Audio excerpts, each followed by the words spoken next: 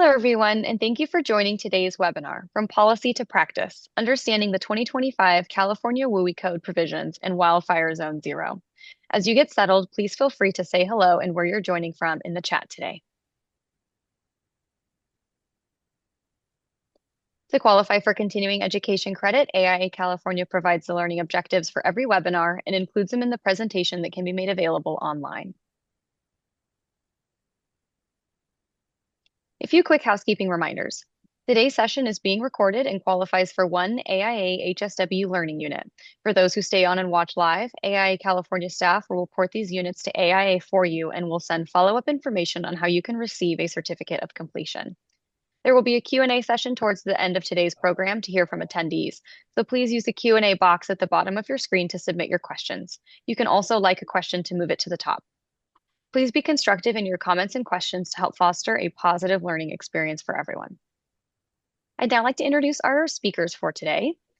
Pamela Brief, PLA, ASLA, is president at Pamela Studios Landscape Architecture and is an instructor and a member of the Landscape Architecture Guidance Committee at UCLA Extension. Pamela was instrumental in launching the Emergency Schoolyard Design Volunteers as part of the National COVID-19 Outdoor Learning Initiative to help bring children safely back to school. She also serves as chair of the Landscape Architects Technical Committee. Next, we have Paul Armstrong, PE, CBO, is the American Wood Council's West Regional Manager, where he covers the International Code Council's Region 1. Before AWC, Paul worked at the International Conference of Building Officials, the International Code Council, the Los Angeles Department of Building and Safety, and as a contract building official in various California jurisdictions. He is well known in California and the Western states for his educational presentations and is an active member of the ICC. Thank you both so much for being here today, and we will start off with Paul, and I'll hand it over to you. Thanks so much. Well, very good. Let's see. We're going to get to share the screen here. Welcome, everybody, and good afternoon. Hopefully, you are able to see now the initial slide. We're going to be talking, obviously, about our newest code here in California. I believe this to be our #1 building code issue that we have to deal with, and we've got it now in front of us in one single location. So we are going to talk about this new code. It is part 7 of Title 24. You can see the course description here. A lot of us are very familiar, certainly, with our wildland urban interface criteria that we've been dealing with here in California for some time. That was a tremendous effort, certainly, to get to this point. We're going to talk about the key features of this new part, this new code that we're going to deal with. We're going to examine the integration, if you will, of the 3 different sets of criteria into this one document from the various codes that are listed there in bullet number 2. We can analyze certainly a little bit why the format was chosen that is being used, and then go through various issues that we may or may not have with this particular document. So moving on along to the development of this new code, it was a multi-year process. The California State Fire Marshal, through their main Wildland Urban Interface Task Force, set up several different subcommittees to look at the existing provisions that we have, certainly in California's Building Code, Chapter 7A, the Residential Code, and Section R337, which frankly is just the transcription of what we have from Chapter 7A. And then also bringing in Chapter 49 from the California Fire Code. Very, very interesting to see all 3 land in one particular document. We're going to talk about some of the issues with that. In developing that and going through that, the California State Fire Marshal's WUI Task Force decided to use the International Code Council's WUI code as the format for this. So we're bringing in, if you will, a little bit more of the ICC types of provisions into California in the wildland urban interface area. Excuse me. There were a lot of people, obviously, who are interested in this development. Myself, I am, as mentioned, the Western Regional Manager for the American Wood Council. Obviously, all things related to wood we're interested in. But pretty much all the construction materials groups, all of the various industry members that are out there had some sort of representation at the table, or certainly in all of the subgroups that were represented there during this particular process. And then earlier this year, the Building Standards Commission actually did a formal adoption, February 26th. You can see in our last bullet there, of this particular code and is making it available to us, obviously, now, January 1st, as a separate code that we get to handle out in the field, certainly through design and all of that. Pamela is going to talk about some of the future items, some of the regulatory efforts a little bit later on in this particular presentation. So we're going to talk about the provisions in our new document here. I keep saying new code.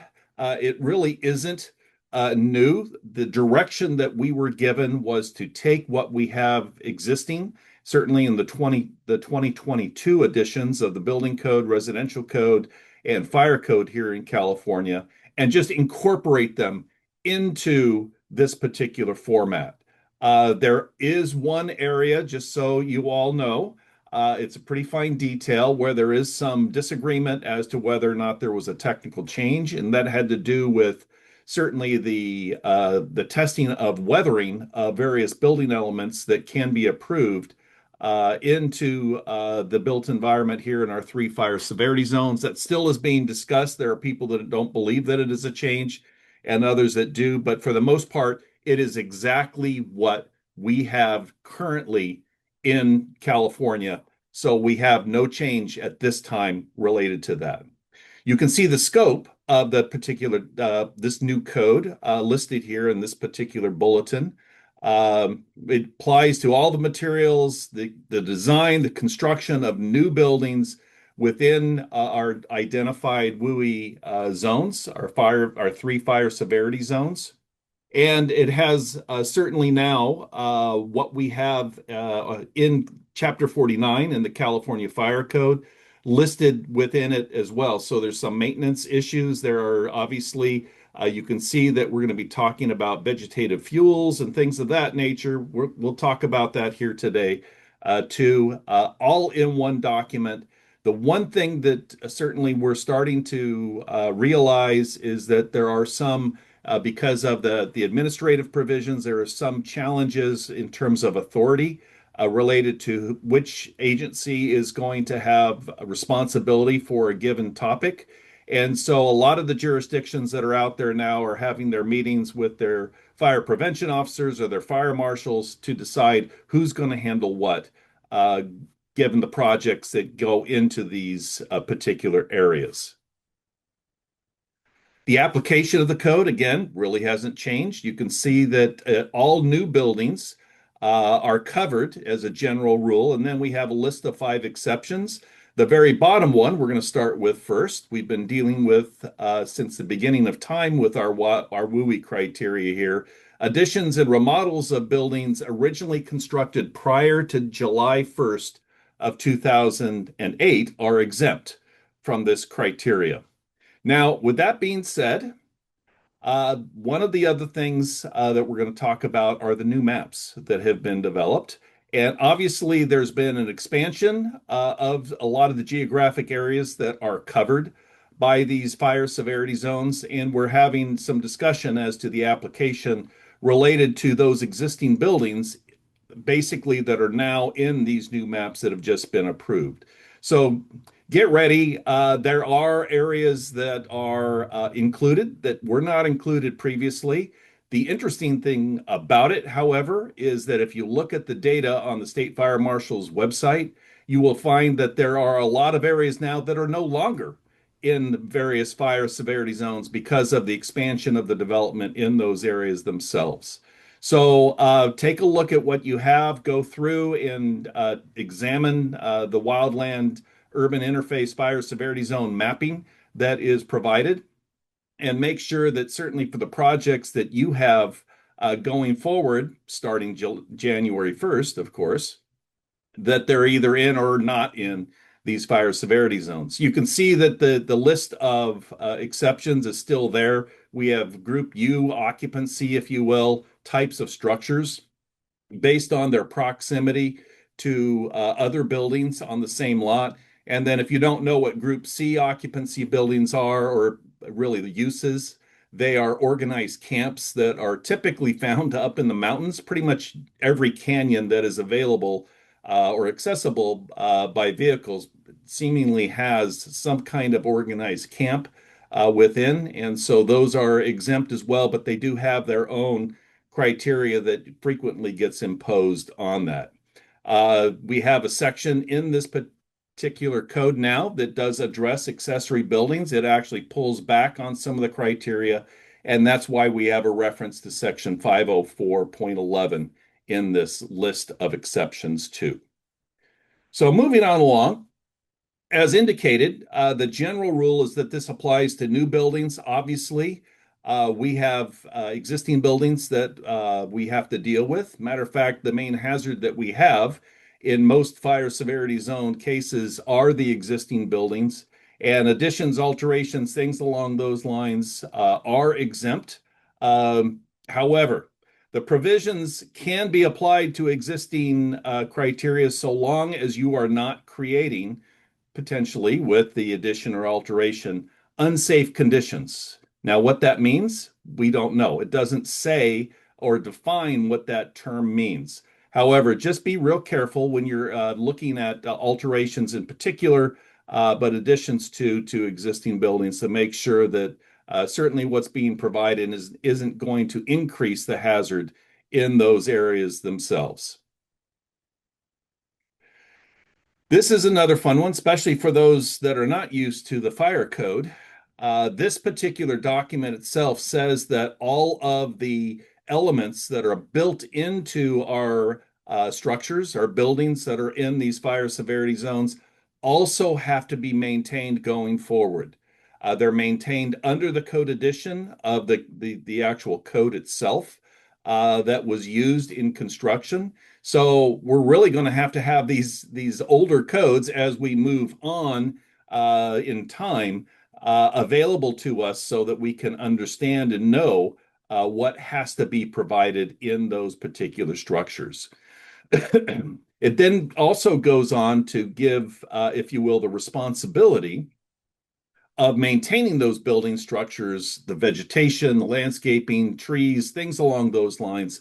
That responsibility falls on the owner or whoever is identified as the responsible party for that particular project itself. So it's a very interesting provision. This is one of those areas where the building department and the fire department need to at least talk about who is going to handle which particular provision.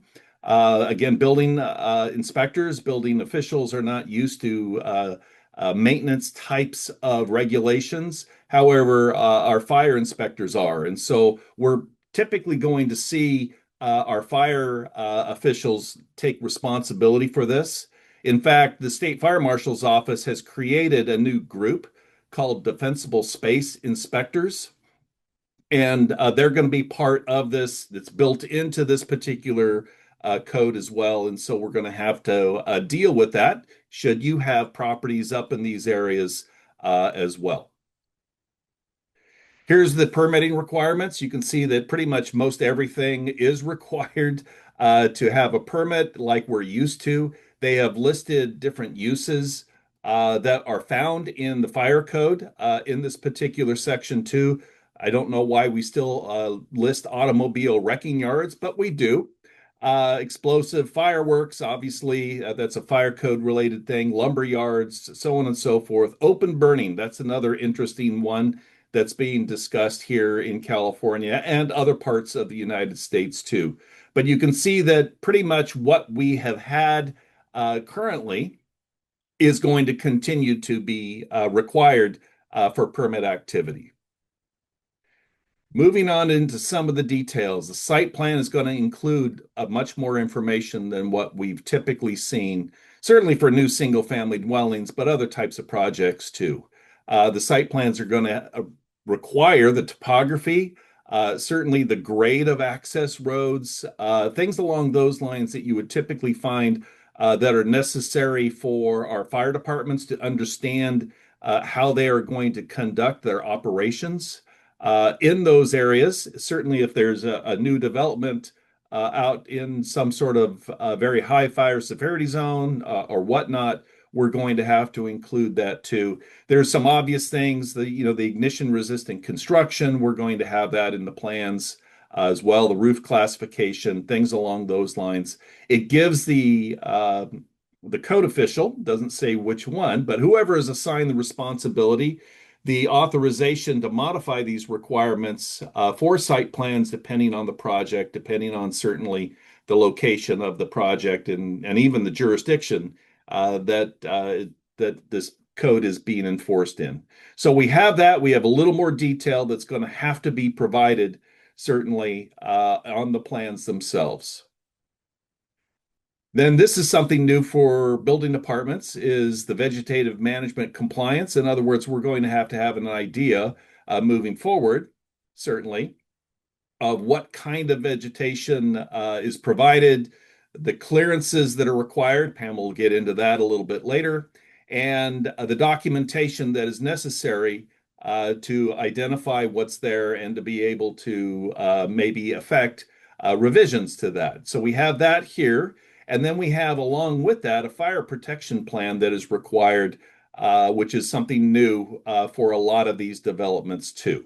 So, and again, it says where required by the code official, based on certainly section 602 of this code. In other words, code official might not require the fire protection plan, but be aware that most, because this is a new code, most are going to lean into that. And we're going to have to deal with that moving forward as part of the construction documents that will need to be submitted for review. Now, that's the end of chapter one. If you haven't taken any of my other types of presentations and all that, I find the definitions that we have to be critical. We really need to have an ability to communicate well, and good, solid definitions help. We don't always get good, solid definitions, but in any case, we have a chapter two that has definitions listed here. You can see three of them listed as well. The funny one to me is the definition of driveway.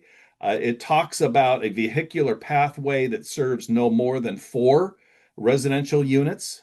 That's interesting. I've seen driveways, if you will, private roads, I suppose they're going to call them from here on out, that serve more than that. But in any case, we have these definitions currently, in this case, in the fire code typically, and we're going to have to learn how to deal with that. Going back to our vegetation plan and certainly what we have surrounding the building that could, if you will, cause a problem for the structure itself. There is a fire smart vegetation definition. We have in a note, we don't normally like to have guidance in the code itself, but I think this is very helpful about the sources that can be used to determine whether or not certain types of vegetation can be approved in close proximity to the dwellings themselves or other types of structures we have.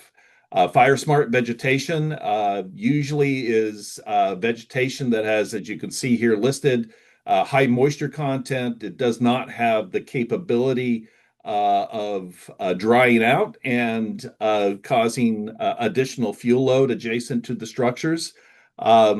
We have a lot of non-native vegetation that has been imported into California, and a lot of that does dry out. Even some of our own native vegetation, chaparral, things along those lines, can be significant sources of fuel load. And so we're very concerned about that. But know that we have now sources listed that will allow us to determine whether or not the vegetation is in compliance or not. Again, we've been dealing with this for some time. The two different areas that we get to deal with, really, we have 3 obviously fire severity zones, but there's 2 areas where the responsibility for the enforcement of this code and certainly the current code requirements that we have are listed here. Now, the funny thing to me in looking at this, didn't really think about this early on, but the local responsibility area and the state responsibility areas are dependent on the financial responsibility of that particular agency in providing certainly suppression activities and things of that nature.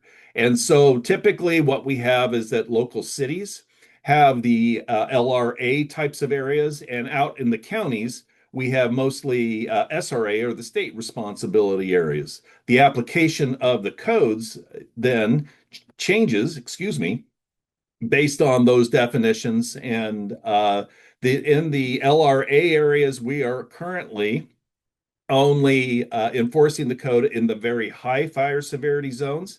And then in the SRA areas, it's in all three, the moderate, the high, and the very high fire severity zones that we enforce this. So we have all of this criteria listed here. Know that there is discussion about expanding the application in the local responsibility areas to include the high fire severity zone as well as the very high fire severity zone. We will see how all that goes moves forward through the regulatory efforts through the State Fire Marshal's Office. Moving on into Chapter 3, this is the methodology for establishing, if you will, developing the maps, establishing these areas that we have to deal with. Okay, we have certainly, because we're here in California, citations to the California Public Resources Code and our governmental code and all of that listed here too. We know that the State Fire Marshal is mandated on a regular basis to review the application of this criteria. In other words, produce new maps. And they've done that here recently, and they will continue to do that. They need to continually classify these areas as the characteristics of these areas change based on fire hazard.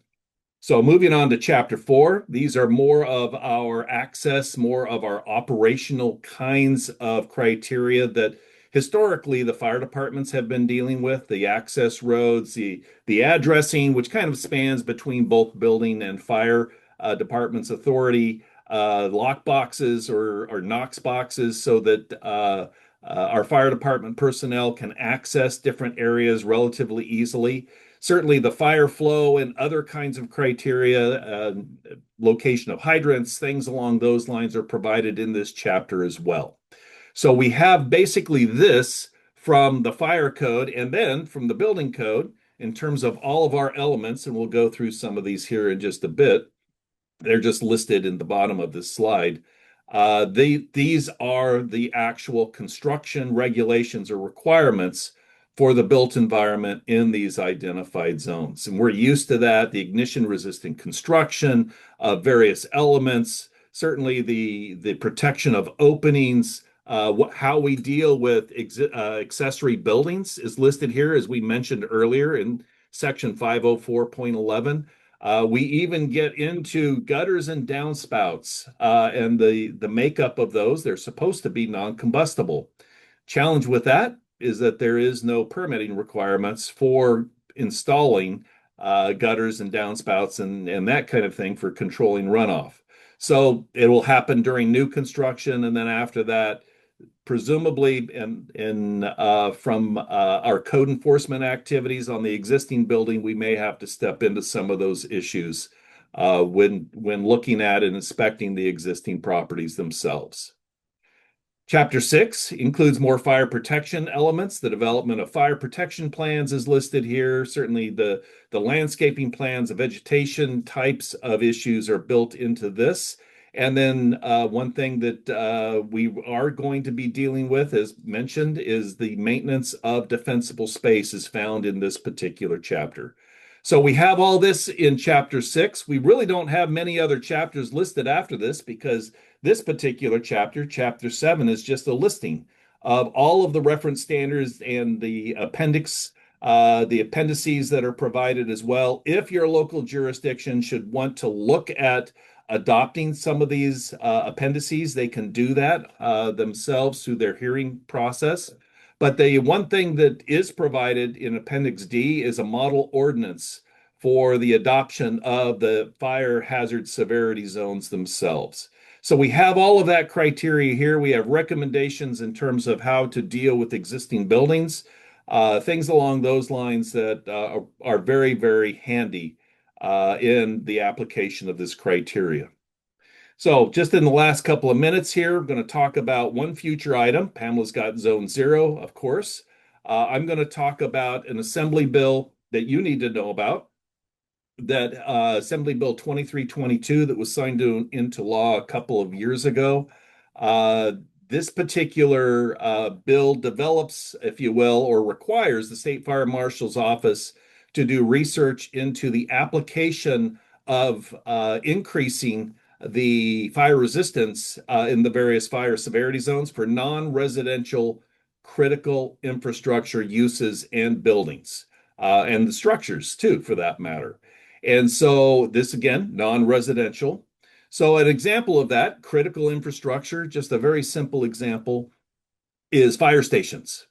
We want that particular use to be available in the event of a wildfire going through that particular area. That use is intended to be much more resilient based on the requirements that are built into this legislative effort.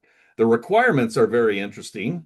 We have, as said, we have three fire severity zones. We're going to start off with the very high fire severity zone requirement.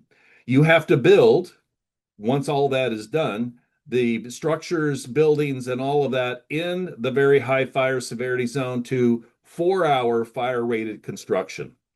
Then in the high fire severity zone, it's built to 3, and the moderate is built to 2 fire resistive construction. Well, that's very interesting, very difficult, and much more costly to build, certainly in the very high fire severity zones. How do you get a 4-hour rated roof assembly, roof ceiling assembly? Are you going to find in the same fire station, are you going to find 4-hour rated vehicle apparatus doors, the roll down doors that are available? We haven't seen those yet, but that's part of this legislative effort that came out of certainly our assembly here in California, was signed into law by the governor. We have a lot of other issues going forward. Just know that it is an evolving code document that we have. The State Fire Marshal's main WUI task force has already developed amendments that would be included in the intervening cycle that would be effective July of 2027. And they're preparing those, and they're going to submit them to the Building Standards Commission for consideration this next year. And so they're working on that, and we will have some technical changes based on that. This is a very, very important code to us here in California. We have so many areas that have development or are proposed for development that are impacted by our fire hazards that we have, or wildland fire hazards that we have here in California. And there's more of a desire to make sure that certain uses, as we found out with Assembly Bill 2322, are resilient and are available after a wildfire passes through that particular area, and allows for hospitals, allows for the fire officials to take care of suppression activities, and so on and so forth. And there's other types of critical infrastructure that it would impact. We are very concerned about the safety here in these particular areas.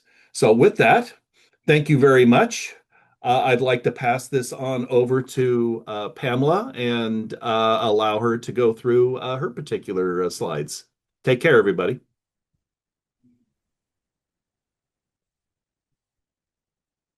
Thank you very much. And everybody can hear me, yes? Yes. Thank you. So good afternoon, everyone, and thank you, AIA California, for inviting me to speak today about Zone Zero. My name is Pamela Brief, and we will jump in and get started. Today, I'm going to cover 5 areas. They'll help you understand the what, the when, the why of Zone Zero. We'll delve into the history of Zone Zero, key features of the proposed defensible space. It was originally called Defensible Space Zone Zero, but has been termed Zone Zero as it's progressed over the year. We'll also give you an overview of the data driving the regulatory language, the impacts that this regulation language can have on the state of California, and our local responsibility areas, which you've already learned a little bit about from Paul. enforcement deadlines and the challenges that we and jurisdictions will face, and a briefing on where we are today. This is still a really kind of big moving target, and we've got some changes to the dates of what was originally going through as deadlines. So we will go into that as well. Next, please. So following decades of structural losses in California, the devastating wind-driven fires in Santa Rosa that happened in 2017, Redding and Paradise in 2018, these all became tipping points in the state of California. So in 2020, AB 3074 was passed, creating a third zone of defensible space. The zone has been termed Zone Zero, and it applies to the area that is 0 to 5 feet around a house or structure. And this legislation describes this 0 to 5 foot area as a ember resistant zone. And I want to bring that to your attention because that does become somewhat important as we go on in the story that has been going on this year with the BOF and their work to develop this regulatory language. Next, please. So from 2021 to 2023, the Board of Forestry, on the heels of this AB 3074, starts to hold public workshops. And yet the rules slowly take shape.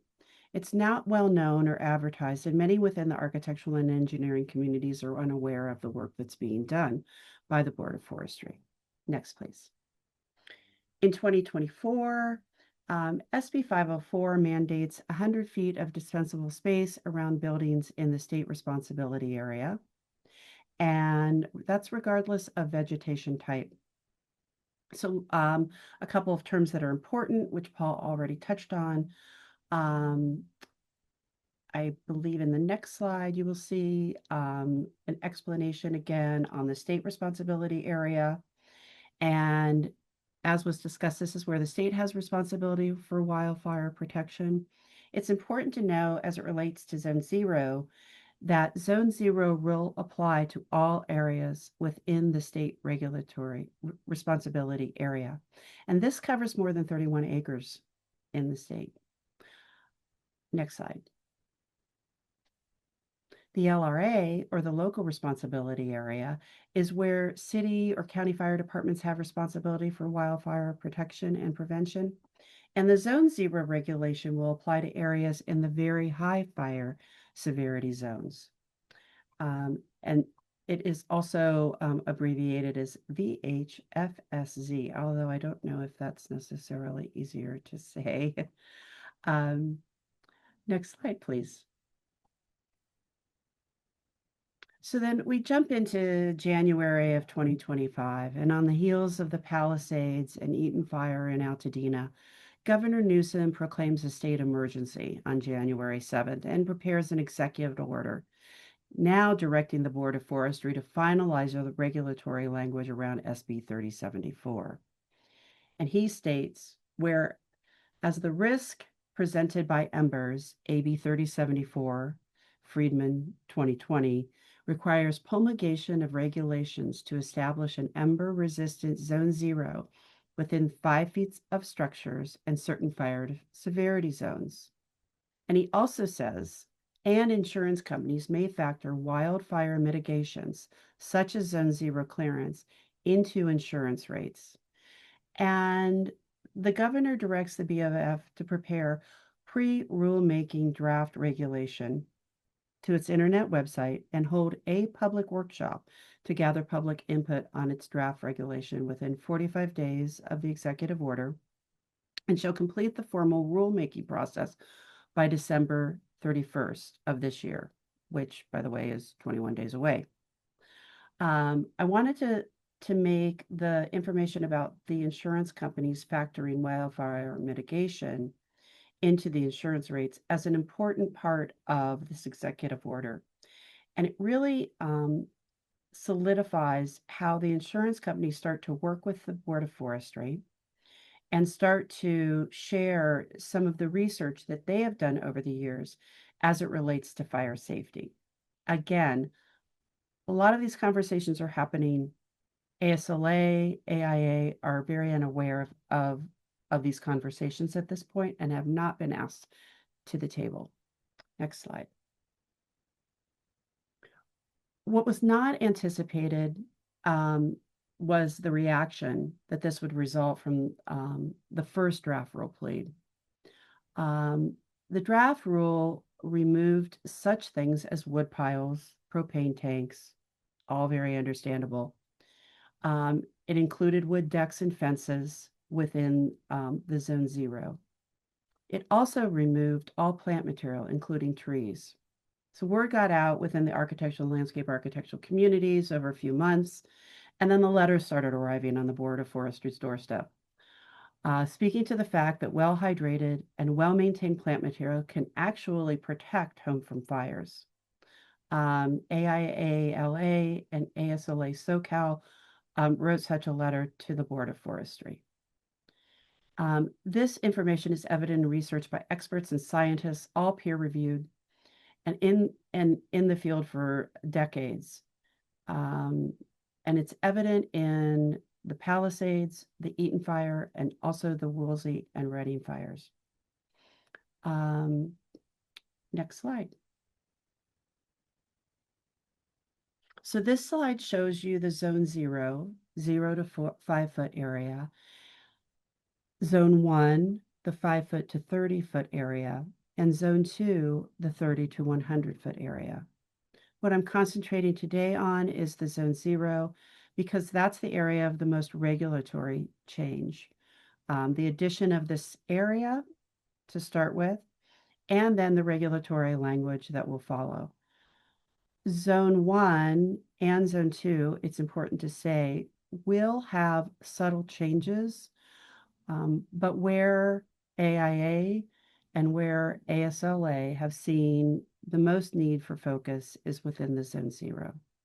What this image doesn't really show you is what exists in many urban areas and in the WUI, where side yard setbacks can be as little as 5 feet, which would result in an area surrounding the building void of plant material or other materials. Slide change.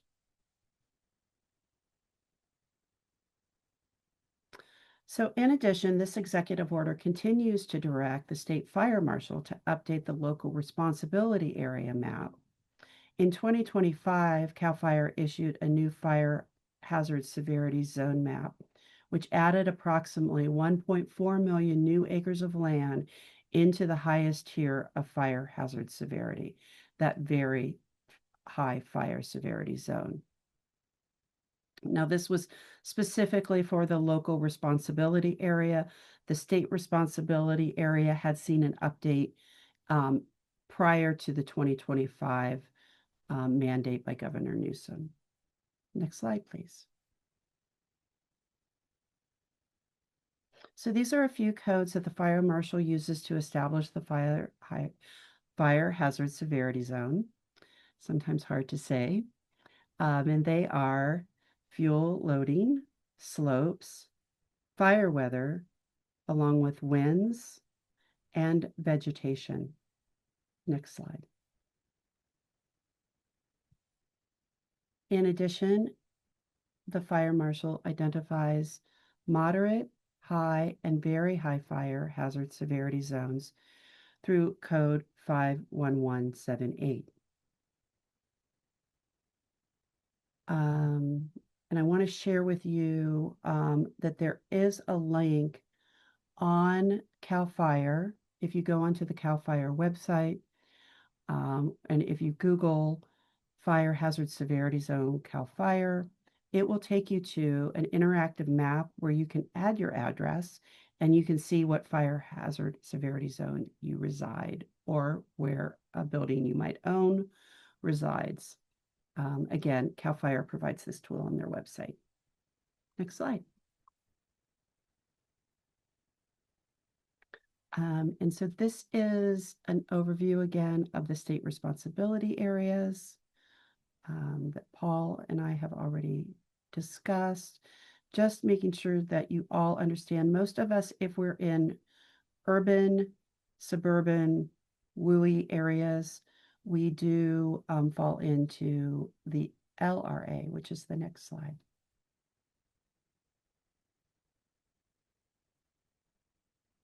Next slide.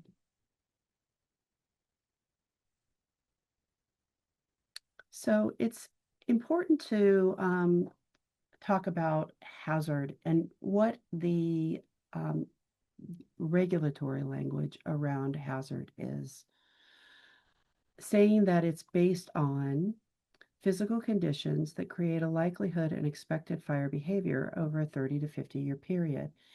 And I underline this important part because it's without consideration of the mitigation measures.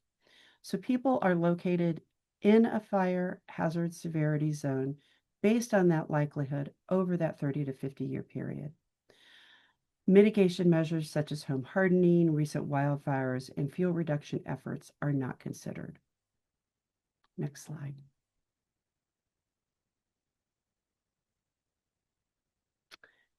So Zone 0, it's important to note that the Board of Forestry does not have jurisdiction over home hardening regulations, which continue to come into comment by the public during many meetings held by BOF.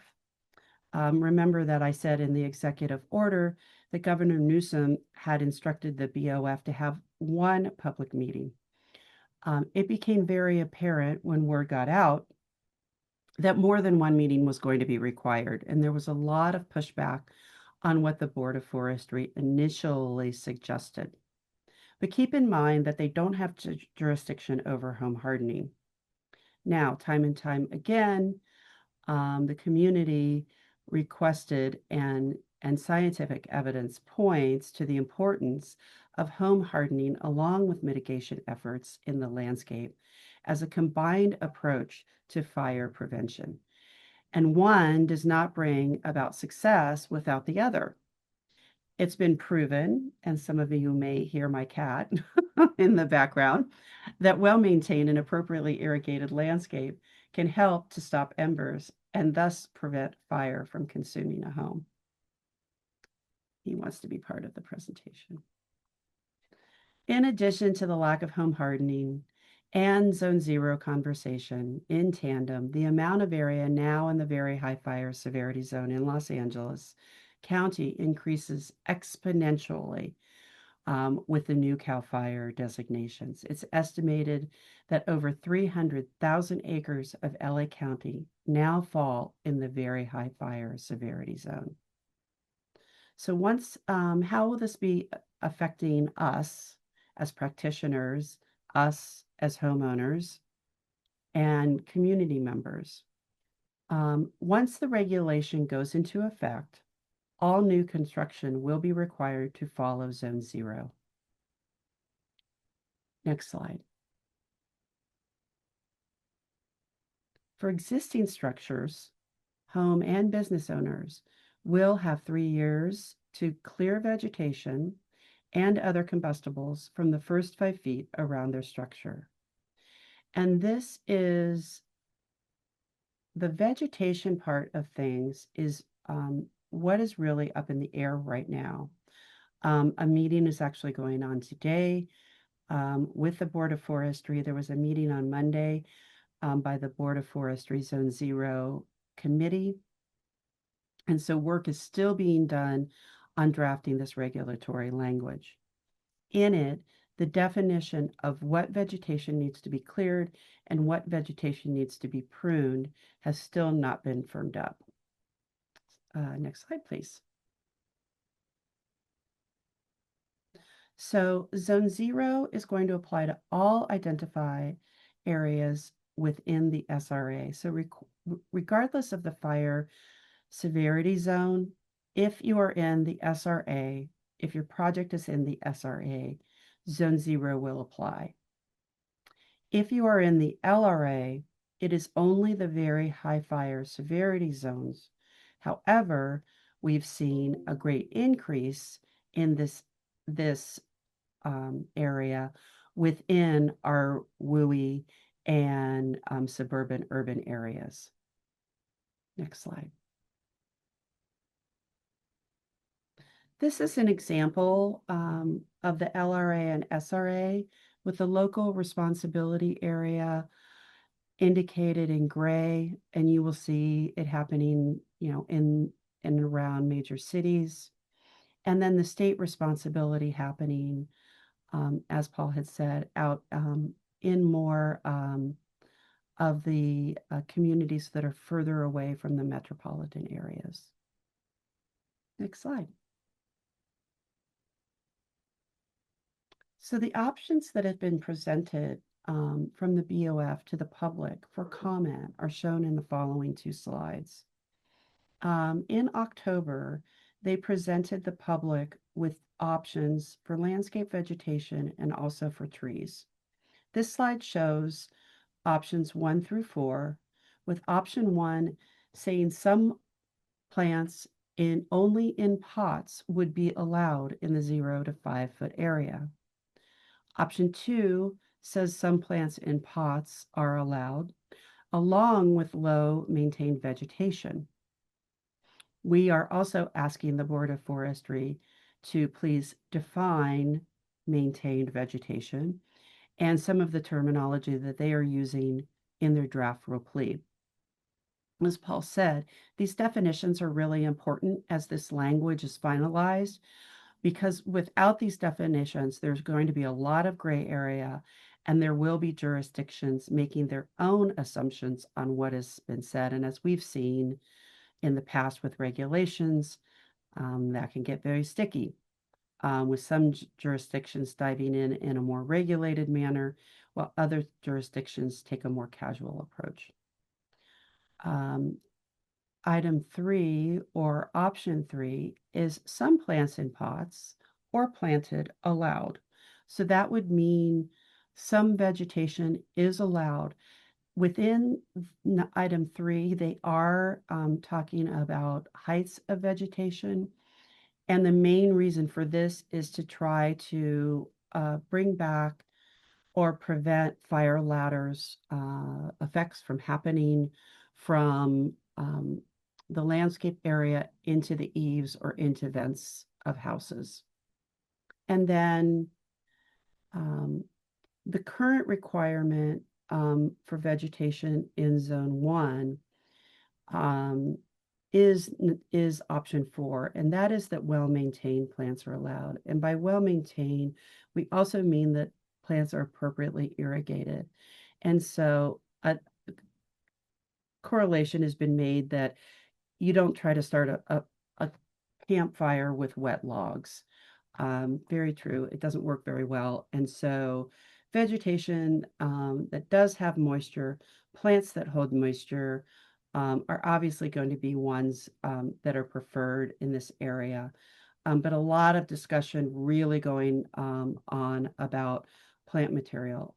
In addition, I'll note that there's been some recent conversations at the Board of Forestry meetings about products that are available that help suppress fire on wood products, or products that may be like wood and more resistant to fire.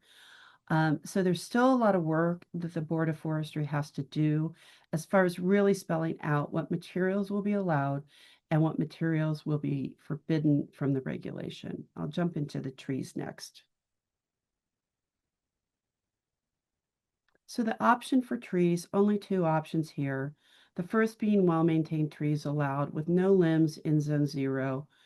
And local tree ordinance local jurisdictions can come in and allow trees that are protected trees, or allow trees that are of a size that are protected under their jurisdiction. But no limbs within the zone 0, as you can imagine, could basically shave off one side of a tree and of its limbs in a lot of cases and lead to dying or falling trees. And they would, because of the weight on the other side, more than likely fall into the street and become city issues.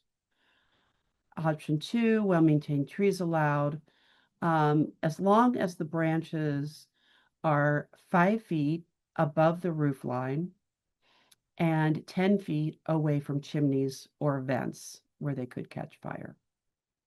And this is the statutory minimum that's currently allowed within the state of California. Next slide. So this goes into the local agency responsibility, and part of what the Board of Forestry has really moved towards over the last few months and looks like is going to be a big part of the regulation, which a lot of us are very happy to see. And that is that they will give within the LRA, they will give those local fire departments, LA Fire Department, Glendale Fire Department, any regional city fire department, the ability to create its regulation as it relates to Zone 0. Now, to how much leeway they give them, that is still to be decided. And that's one of the areas that we're not sure where the insurance agencies are pushing on the Board of Forestry to make their regulations more stringent. We've seen insurance agencies tell people that they have to remove trees. We've seen a lot of neighborhoods remove trees out of fear, homeowners out of fear of being canceled by their policies. So there really is a big part of this that weaves in conjunction with the insurance agency organizations. So in developing the ordinance, a local fire agency may, in order to meet the intent of the State Board of Forestry and Fire Protection regulation, consider local variations in local fire hazards and geography development. And we're saying here that the local agencies are really the ones that know their neighborhoods the best. Next slide. And then this is a timeline that's also in the current draft rule and was a part of the executive order. And that is saying that no later than 1 year after the board adopts the regulation, that it has to reflect those regulations in a guidance document. So in addition to the draft rule language, regulatory language, there will be a guidance document for us as well. Next slide. So timeline. This is where the governor has taken his foot off the gas a little bit, it looks like, put his foot on the brake, allowing the BOF a little bit more time to get more consensus with the public. They came to Southern California and saw a big turnout of residents because of that increase of the very high fire severity zone within the Southern California area. And the same thing is happening in parts of Northern California, although Berkeley is seeing more of a follow to the more severe regulations around homes. It looks like right now that the committee will direct staff to prepare rulemaking documents in March of 2026. This was supposed to happen, as you can see on this slide, in December this month, which meant that the rulemaking package would be approved at the January meeting. So now that this is pushed out to March, I think we're looking at an April, May before we would see, at the earliest, before we would see any of that emergency rulemaking. And then that pushes everything else out on this calendar. So like I said, there's more meetings happening today as we speak. I will be happy to keep the AIA team informed so that they can communicate any updates to you. Next slide. So requirements and summary of Zone 0. It's going to be required to keep roofs, gutters, and any area within 5 feet of the home free of leaves, fallen leaves, and needles. remove combustible materials such as firewood, ensure that fences and gates attached to buildings are made of non-combustible materials for the first 5 feet. And this is where I said there's still discussion about what those materials are. And we've asked them to please work with AIA and ASLA on those lists. Ensuring that outbuildings within 5 feet must be built entirely of non-combustible materials. Apply discretion across the state for local fire agencies, and local governments may develop their own compliance methods. Next slide. I'd be remiss if I didn't say that my references came largely from the Board of Forestry Zone Zero website and draft rule plead, and from Stephanie Landergan, Director of Altadena Green. Thank you very much. Next slide. And I'll open it up to questions. Thank you, Pamela. My name is Libby Barnes. I am the chair of the Resilient and Adaptive Disaster Assistant Working Group, the committee that put on this webinar. So thank you both, Pamela and Paul, for very informative webinars.